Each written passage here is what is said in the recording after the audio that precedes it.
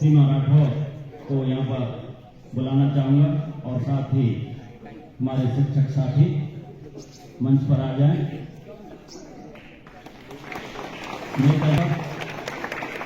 उनको पुष्प अर्पित करने के लिए विद्यालय के विद्यालय विष्णु राठौर लवली आपको उनके पराक्रम के बारे में बहुत कुछ बताने के लिए मैं मंच पर आमंत्रित करता हूं हमारे पीजीटी हिस्ट्री शिक्षक शेखर जीवाल जी को। शेखर जीवाल जी के लिए जोरदार तालियां। जो आपको नेताजी के बारे में, जो कि बहुत बड़े क्रांतिकारी थे, उनके बिना आसान नहीं था हमारी आजादी, शायद और भी बहुत समय लग जाता। तो मॉर्निंग बच्चों, जोर से एक बार गुड मॉर्निंग। आप लोग बिल्कुल न इधर होंगे न इधर होंगे, जहां खड़े हैं, और अपने प्यारे बच्चों को शुभाशीष देता हूं कि वो इतनी अच्छी मुद्रा में सामने बैठे हैं और जानना चाहते हैं इस खास दिन के बारे में। जानना चाहते हैं? वेरी गुड बच्चों। और मैं आपको वादा करता हूं कि अभी से 15 मिनट तक मैं जो भी आपको बताऊंगा वो आपको जब आप उठेंगे जोश से ऐसा उत्प्रेरित कर देगा कि अगर आपने उसको दिल से सुना तो वो दिल में घुस जाएगा, दिमाग से सुनोगे तो दिमाग तक रह जाएगा। तो मैं सभी बच्चों से ये कह रहा हूं, वो बैठे बैठे सावधान की पोजीशन में अपनी आंखें चाहे तो बंद कर ले, क्योंकि जिसके बारे में मैं आपको बताने जा रहा हूं वो पर्सनालिटी, वो व्यक्तित्व ही ऐसा है। और जहां भी मैं जो कुछ भी बोलते हुए जा रहा हूं उसको प्राणपण से ग्रहण करिए। अननेसेसरी मत मुस्कुराइएगा। आप में से अगर एक भी मुस्कुराया या दांत दिखाया, मैं उसी समय मंच छोड़ दूंगा। तो ये आपकी जिम्मेदारी है कि मेरे भीतर से जो कुछ भी आपके लिए निकले उस गंभीरता को मेंटेन करना वो आपकी जिम्मेदारी है। तो आप तैयार हैं? सर्वप्रथम जोरदार तालियों से स्वागत करिए। आपको पता चला होगा आज पराक्रम दिवस है और 23 जनवरी का दिन है। इसी दिन 23 जनवरी 1897 को हमारे एक जबरदस्त क्रांतिकारी सुभाष चंद्र बोस, जिनको प्रिंस ऑफ द पैट्रियट्स बोला जाता था, देशभक्तों का भी देशभक्त बोला जाता था, उनका जन्म दिवस है। भारत सरकार ने सन 2021 से घोषणा की कि ये इतना बड़ा व्यक्तित्व है कि इसके जन्मदिन को, इनके जन्मदिन को पराक्रम दिवस के रूप में पूरा का पूरा भारत सेलिब्रेट करेगा। इसलिए जोरदार तालियों से आगाज करिए आज के दिन का। परीक्षा पे चर्चा का यह मोड है। परीक्षा पे चर्चा जो हमारा कार्यक्रम है उसमें विभिन्न गतिविधियां हैं। आप सोच के देखिए, भारत सरकार ने यह सोचा कि यह व्यक्तित्व ऐसा है जो हमारे कई नन्हे मुन्ने बच्चों को आशावादी बना सकता है और जोश से उत्प्रेरित कर सकता है, सफलता की सीढ़ी चढ़ा सकता है, क्योंकि उनका जीवन ही ऐसा है। अब से 15 मिनट में मैं आपको उनकी जीवन यात्रा पर ले चलूंगा और आप मेरे साथ अगर चलेंगे तो मैं आपको विश्वास दिलाता हूं कि आप लाइब्रेरी से या किसी भी अन्य रिसोर्स से बिना उनको पढ़े रह नहीं पाएंगे। सबसे पहले एक सिनेरियो, एक पनडुब्बी, जर्मन पनडुब्बी, और उस जर्मन पनडुब्बी में एक आदमी जिसकी आइडेंटिटी है मिस्टर मोजेटो। वो उत्तर अफ्रीका का चक्कर लगाते हुए दक्षिण की ओर बढ़ते हुए मेडागास्कर पर आता है। मेडागास्कर पर एक दूसरी पनडुब्बी उसका इंतजार करती है, लेकिन तूफान बहुत ज्यादा होता है और इस वजह से उसको ट्रांसफर मिस्टर मोजेटो दूसरी पनडुब्बी में नहीं जा पाते। अगले 2 दिन तक दोनों पनडुब्बियां साथ चलती हैं कि कैसे भी तूफान शांत हो जाए और इस व्यक्ति को, मिस्टर मोजेटो को, ट्रांसफर किया जा सके दूसरी जापानी पनडुब्बी में। लेकिन 2 दिन तक कुछ नहीं हो पाता। 2 दिन के बाद हिम्मत करते हैं मिस्टर मोजेटो, एक पैडल व्हीकल होता है उसको चलाते हुए समुद्र में वो जापानी जो पनडुब्बी होती है उसमें घुस जाते हैं। आपको जान के हर्ष होगा, ये मिस्टर मोजेटो जिसकी मैं बात कर रहा हूं ये कोई और नहीं, सुभाष चंद्र बोस थे। तो इनकी पहली आइडेंटिटी जो वर्ल्ड के सामने, विश्व के सामने परिलक्षित होती है और एक ऐसे नाम से होती है जिसके बारे में कोई सोच भी नहीं सकता। ऐसा डिस्गाइज जब सेकेंड वर्ल्ड वॉर का टाइम था, द्वितीय विश्व युद्ध का टाइम था, लोग इंटेलिजेंस एजेंसीज होती हैं वो ऐसे लोगों को ढूंढ ढूंढ के खत्म करती थी जो उनके लिए खतरा होते थे, जो ब्रिटेन के लिए खतरा होते थे या फिर एक्सिस या एलीट दोनों पावर्स के लिए खतरा होते थे। आप सबने पढ़ा हुआ है कि प्रथम विश्व युद्ध और द्वितीय विश्व युद्ध में कौन कौन सी कंट्रीज ने भागीदारी की थी। तो मिस्टर मोजेटो, जिनको मैंने कहा कि ये जर्मन पनडुब्बी से लेके जापानी पनडुब्बी में गए और उसके बाद वो जापान चले गए, इससे पहले की कहानी क्या थी ध्यान से सुनिएगा। ये मिस्टर मोजेटो आप ही की तरह जो कि परीक्षाओं से घबराते थे, जिनके मन में इतना साहस नहीं था, जो कहते थे कि मुझे भी घबराहट होती है, और जिनका आदर्श थे स्वामी विवेकानंद। इनका जन्म होता है 23 जनवरी 1897। पिता जानकीनाथ जी, माता प्रभावती बोस जी। शहर था उड़ीसा का कटक शहर। कौन सा शहर? जोर से बोलिए, कौन सा शहर? कटक शहर में इनका जन्म हुआ और जन्म के पश्चात विलक्षण प्रतिभा इनमें थी। इसके बावजूद ये कहते हैं कि मुझे भी घबराहट होती थी, और परीक्षा पर, चर्चा पर जब हम डिस्कशन करते हैं तो वो डिस्कशन में हम यही प्रश्न करते हैं कि मुझे घबराहट क्यों होती है। तो सबसे पहला भेद मिटाइए कि घबराहट बड़े से बड़े विलक्षण, बड़े से बड़े प्रतिभाशाली लोगों का भी लक्षण था। फर्क इतना है कि उन्होंने उसको जीता और आप अभी जीतने की राह में हैं। There is no difference between Subhash Chandra Bose and you. इस बात से मैं आरंभ कर रहा हूं, इसको बहुत ध्यान से सुनिएगा। अगर आप किसी भी क्रांतिकारी को, किसी भी महान व्यक्ति को इतना महानतम देख लें कि आप उसकी बराबरी न कर पाए, तो उस महानता का कोई मतलब नहीं है। वो महान थे और वो अपनी महानता को इसलिए महान कहते थे, वो यह भी कहते थे कि आप में से हर व्यक्ति मेरे जैसा है, आप में वही सब कुछ है जो मेरे भीतर है। प्रतिभा के धनी थे, पढ़ने में बहुत अच्छे थे, लेकिन इनकी जो प्रवृत्ति हो गई थी वो गर्म दल वाली, गर्म, जोश, मुखर, किसी भी बात के लिए तुरंत प्रत्युत्तर देना, रिएक्शन देना, रिएक्शनरी हो गए। तो इनकी यह बात कई लोगों को पसंद नहीं है। शुरू में ये कांग्रेस के साथ जुड़े, गांधी जी के साथ इन्होंने बहुत काम किया, जवाहरलाल नेहरू जी के साथ बहुत काम किया। इनके कभी भी मन में कोई भेद नहीं आया, मतों में भेद जरूर आया। मैं बहुत शॉर्ट में आपको बता रहा हूं। राष्ट्रीय जब स्वतंत्रता आंदोलन चला तो बोस ने जब पार्टिसिपेट किया तो सबसे पहले उन्होंने सामाजिक सेवाएं की। प्लेग, कॉलरा, इस तरह की बीमारियों में जब अंग्रेजों ने जातियां कर दी तो इन्होंने सेवा का कार्य किया, और सेवा का कार्य करते करते चाहे वो सविनय अवज्ञा आंदोलन हो, चाहे और छोटे मोटे जितने भी प्रोसेशन हो, ये मुखर रहते थे। अंग्रेजों को पता चला कि हमें उन लोगों से खतरा नहीं है जो नर्म दल के हैं, लेकिन हमें इस व्यक्तित्व से बहुत खतरा है। तो एक प्रोसेशन में 1940 में उनको जेल हो गई, और जब जेल हुई तो जेल में भी उन्होंने यह कहा कि मुझे या तो रिलीज करिए वरना मैं आमरण अनशन कर रहा हूं और मैं अपनी जान दे दूंगा। सुभाष चंद्र बोस ने 7 दिन के अंदर उनकी तबीयत बिगड़ गई, क्योंकि उनका कद इतना बड़ा था, इतना बड़ा उनका कद था कि अंग्रेजों ने उनको छोड़ के उनको घर पर नजरबंद कर दिया। इससे पहले भी सुभाष चंद्र बोस ने जब उनको कॉलेज से निष्कासित कर दिया था, आईसीएस की परीक्षा देने के लिए उनके पिता ने भेजा उनको इंग्लैंड, लंदन में, और लंदन में जो पढ़ाई 6 साल 7 साल में की जाती है, उन्होंने बहुत कम समय में उसको पूरा किया और 4था रैंक हासिल किया था आईसीएस की परीक्षा। आईसीएस की परीक्षा पास करने के बाद उनका मन नहीं था कि वो अंग्रेजों के अधीन रहकर अंग्रेजों की सेवा करें, इसलिए उन्होंने प्रण किया कि वो भारत लौट जाएंगे।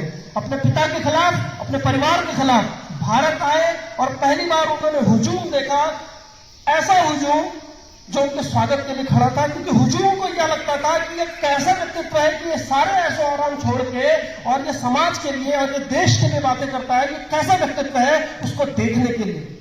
और सुभाष चंद्र बोस जी को पहली बार लगा कि एक इतनी छोटी आईसीएस परीक्षा को छोड़ने से जब इतना मेरा देश मेरे साथ खड़ा हो सकता है, तो अगर मैं भारत माता के लिए खड़ा हो जाऊंगा तो उस दिन क्या होगा। और जब वो खड़े हुए, उन्होंने अपनी यात्रा की, उसके बाद उनको नजरबंद किया। नजरबंद करने के बाद उन्होंने साफ साफ यह सोच लिया कि अब उन्हें क्या करना है। आप लोग भी अपने जीवन के बारे में सोचते हैं, और उन्होंने यह सोचा कि मैं ग्लोबल अलायंसेस बनाऊंगा। मैं बाहर जाऊंगा, मैं जियो पॉलिटिकल में इंटरनेशनल रिलेशंस बनाऊंगा। उनका एक भतीजा था शिशिर कुमार घोष। शिशिर कुमार घोष को उन्होंने अपना प्लान बताया और प्लान बताने के बाद रात को 1:30 बजे एक इंश्योरेंस एजेंट बनकर वो अपने घर से बाहर निकल गए। न उनकी मां को पता, न उनके भाइयों को पता, किसी को कानो कान खबर तक नहीं। और शिशिर कुमार घोष को उन्होंने बोला कि अगर मुझे ब्रिटेन की पुलिस या उनकी जो इंटेलिजेंस एजेंसीज हैं, अगर मुझे 12 दिन ट्रेस नहीं कर पाए तो ये जीवन में मुझे कभी दोबारा नहीं खोज पाएंगे। और वो बात सत्य हुई, आपको अभी पता चलेगा। कहते हैं सुभाष चंद्र बोस रात के अंधेरे में 1:30 बजे शिशिर के साथ एक गाड़ी में, गाड़ी के पिछली सीट के नीचे घुस के निकल पड़े। अंग्रेजों का पहरा होता था, उनके घर में नजरबंद थे, घर के बाहर अंग्रेज सिपाही खड़े थे, लेकिन कोई भी यह पता नहीं लगा पाया कि उस गाड़ी में कौन था। रात भर उन्होंने ड्राइव किया, वो धनबाद पहुंचे। धनबाद से उन्होंने ट्रेन कालका मेल पकड़ी, कालका मेल पकड़ के वो दिल्ली पहुंचे। दिल्ली से पेशावर गए। अब पेशावर में फॉरवर्ड एक ब्लॉक उनकी पार्टी थी, उनका एक सहयोगी था जिसका नाम था मियां अकबर। उन्होंने उनको संदेश भेजा कि मुझे किसी भी तरीके से जर्मनी पहुंचना है। मैं आप सबको बता दूं कि जर्मनी ही उन्होंने पहले क्यों चुना। आप सब इतिहास पढ़ते हैं, क्योंकि द्वितीय विश्व युद्ध में एलीट पावर और एक्सिस पावर्स की लड़ाई हो रही थी। एक्सिस पावर्स में जर्मनी, जापान और इटली, एलीट पावर्स में England, USA, USSR, France, Poland ये लड़ रहे थे। और इंग्लैंड कर रहा था शासन भारत पर। और बोस ये सोचते थे कि अगर यहां से अंग्रेजों को निकालना है तो हमारे लिए जरूरी है कि जो हमारा दुश्मन है, दुश्मन के दुश्मन को दोस्त बना लूं। ये उनकी थिंकिंग थी उस समय, जिस समय लोग घबराते हैं कि घर से बाहर कैसे निकले। और इस व्यक्ति ने, बोस जी ने यह सोचा कि किस प्रकार मैं सारी बाउंड्रीज पार करके बाहर निकल जाऊं और जर्मनी पहुंच जाऊं। तो मियां अकबर साहब को टेलीग्राम जो उन्होंने किया था, जो खत भेजा था या जो भी उनकी बात हुई थी, उन्होंने खुद का नाम रखा मोहम्मद जियाउद्दीन, इंश्योरेंस एजेंट। अब ये पहुंच गए, कहां पहुंचे? पेशावर। पेशावर में क्योंकि इनको पश्तो भाषा नहीं आती थी, तो पश्तो भाषा जब आती नहीं थी तो पकड़ लेते। और अंग्रेजों का शासन काबुल तक था, अंग्रेजों का शासन काबुल तक था, तो पश्तो भाषा नहीं आती, इसलिए ये गूंगे बहरे बन गए। क्या बन गए? गूंगे बहरे, जो सुन नहीं सकते, जो बात नहीं कर सकते। और इन्होंने जब इनसे पूछा गया तो इनके साथ जो व्यक्ति था वो बोला कि वहां पे अड्डा शरीफ एक जगह है काबुल में, हम उनके दर्शन करने जा रहे हैं ताकि ये जो गूंगा बहरापन इनका है वो ठीक हो जाए। तो कहते हैं अड्डा शरीफ के लिए वो निकल गए, ट्रक से गए और वो पहुंचे कहां? काबुल। काबुल मात्र 15 दिन में सुभाष जी उड़ीसा के कटक शहर कलकत्ता से पहुंचे, केवल 15 दिन में। आप सोच के देखिए बेटा, कितने खतरों को झेलते हुए, कितने खतरों को पार करते हुए। और अभी यात्रा समाप्त नहीं हुई। जब वहां पहुंचे, वहां उन्होंने यह सोचा मेरी मदद कौन करेगा। तो सबसे पहले उन्होंने यूएसएसआर, जिसे रशिया कहते हो आप, उसको संपर्क किया कि मैं रशिया जाऊंगा। और वो रशिया चले गए।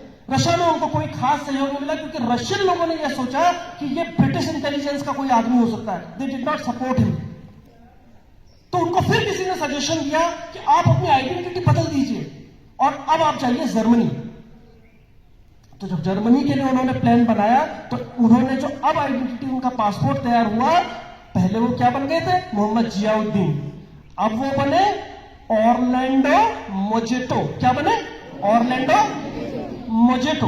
तो जो ऑरलैंडो जो मोजेटो थे वो आए और उसके बाद वो इटली चले गए। इटली से वो कहां आए?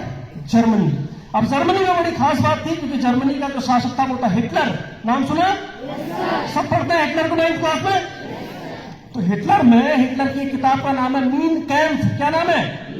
जोर से बोलो, कौन? क्या नाम है? मीन कैंप में हिटलर साफ साफ कहता है कि मुझे भारत की आजादी से कोई मतलब नहीं था। वो हमारे जो फ्रीडम फाइटर्स है उसको एशियाटिक जगलर्स बोलता था। क्या बोलता था? Asiatic jugglers. जगलर्स देखे जैसे कुछ कुछ कारनामे दिखाते हैं सर्कस में, तो ऐसे उनका उपहास करता था। और वो बोलता था, वो ब्रिटेन का दुश्मन होने के बावजूद ये बोलता था, ब्रिटेन की तारीफ करता था कि ब्रिटेन का जो शासन तंत्र है बहुत जबरदस्त है और उन्होंने इस तरीके से भारत को गुलाम बनाया, इस तरह की बात करता था। इस तरह का माइंडसेट हिटलर का था। उससे बात करने में, उससे मिलने में लोगों की रूह कांप जाती थी। आनंद को वही गैस चैंबर में कई लोगों को डाल के एक साथ मरते हुए देखता था। इस तरह का जालिम इंसान था। और उस व्यक्ति से भारत माता के लिए, भारत माता की आजादी के लिए बिना अपने प्राणों की चिंता किए हुए हिटलर से मिलने सुभाष चंद्र बोस पहुंच जाते हैं। कई दिनों तक तो अप्रोच करके किसी भी प्रकार का कोई संबंध स्थापित नहीं हो पाता, लेकिन फिर वो घड़ी आती है जिस दिन इनको मिलना था।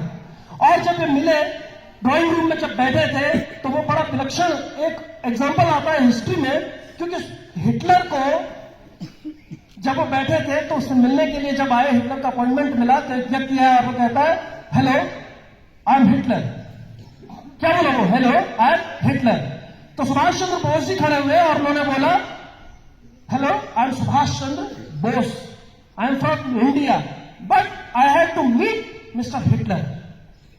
हिटलर सामने खड़ा है, उसी हिटलर से कहता है कि मुझे हिटलर से मिलना है, तो वापस चला जाता है। फिर एक बार दूसरा व्यक्ति आता है और वो सेम वही भाषा बोलता है, आई एम हिटलर, वो भी बोलते हैं और फिर कहते हैं मुझे हिटलर से मिलना है। तो बड़ी विचित्र बात हो जाती है। हिटलर ने उस समय में अपने बहुरूपीय तैयार किए थे, उसको जान का खतरा था, और वही बहुरूपीय हर देश में जाके घूम आते थे, मीटिंग अटेंड कराते थे, सब कुछ कराते थे, किसी को कानो कान खबर तक नहीं होती थी। पहला आदमी इतिहास में ऐसा था जिस व्यक्ति ने 2 बार जिससे मिलने गया, वो जब सामने आया और उसको यह कह के मना कर दिया कि मुझे हिटलर से मिलना है। हिटलर जैसे दिखने वाले व्यक्ति को यह बोलते हैं कि मुझे हिटलर से मिलना है, और दोनों बार वो चले गए। यह सीन देख के जो ओरिजिनल हिटलर था वो सब पका गया और वो फिर रह नहीं पाया मिलने के लिए, और उसने बोला अब तो मुझे मिलना है, और वो बाहर आया और फिर वो बोला हेलो। क्या बोला? हेलो। तो तब सुभाष चंद्र बोस जी ने कहा, हेलो, मुझे बड़ी खुशी हुई हिटलर महोदय, आप मुझसे मिले, आपने मुझे समय दिया, आपने ये किया। तो हिटलर ने कहा, बाकी सारी बातें छोड़ो, 2 बार मेरे बहुरूपीय सामने आए और आपने उनको यह कह दिया कि मुझे हिटलर से मिलना है, अभी आपने मुझे कैसे पहचाना?